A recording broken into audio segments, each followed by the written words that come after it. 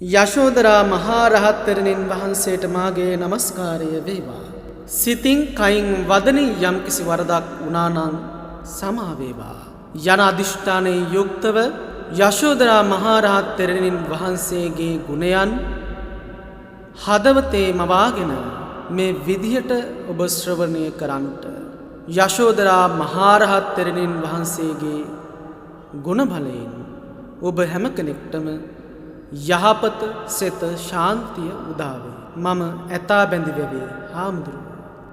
කෙලෙසුන් නැසූ පින් බාර තෙරණී